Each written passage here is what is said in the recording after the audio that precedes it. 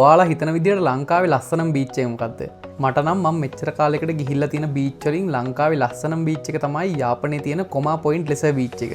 යාපනයේ කිව්වට යාපනයේ ඉඳන් කිලෝමීටර් 40ක් විතර ඈතින් තියෙන පූනරීන් කියන ප්‍රදේශයේ තමයි මේ බීච් එක තියෙන්නේ. ඉතින් මේ බීච් එකට යනවා නම් යාපනයේ ඉඳන් කිලෝමීටර් 37ක් විතර මන්නාරම් පාරේ ගිහිල්ලා මේ බීච් එකට යන අතුරු පාරේ හැරලා තවත් කිලෝමීටර් 3ක් විතර යන්න ඕනි.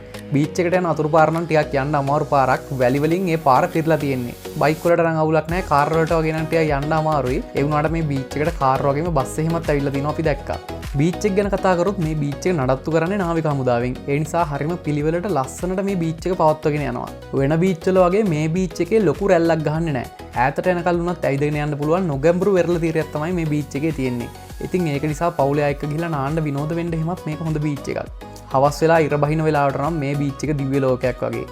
ඒ වෙලාවට මේ බීච් එකේ තියෙන ඔන්චෙල්ලාව පැද පැද ඉර බහින දිහා බලන් ඉඳී තියෙන්නේ මාරම් වයිබ් එකක්. බීච් එකෙන් නාලා ගොඩට ආවම නොමිලේ හොඳ වතුර නාගන්න පුළුවන් ෆැසිලිටිස් උත් මේ බීච් එකේ හයි කරලා තියෙනවා. ඒ වගේම මෙතන තියෙන නාවික හමුදාවෙන් කරන් යන කැන්ටින් එකෙන් ඔයාලට අවශ්‍ය කෑම බීම එහෙමත් මිලදී ගන්න පුළුවන්. ඉතින් යාපනයේ යන ගොඩක් අය මේ බීච් එකට යන්නේ නැහැ. අඩුම ගානේ මේ වගේ බීච් එකක් තියෙනවද කියලාවත් ලංකාවේ ගොඩක් අය දන්නේ නැහැ. ඉතින් ඊළඟ වතාවේ ජැෆ්නා ගියාම මේ බීච් එකටත් ගිහිල්ලා බලන්න.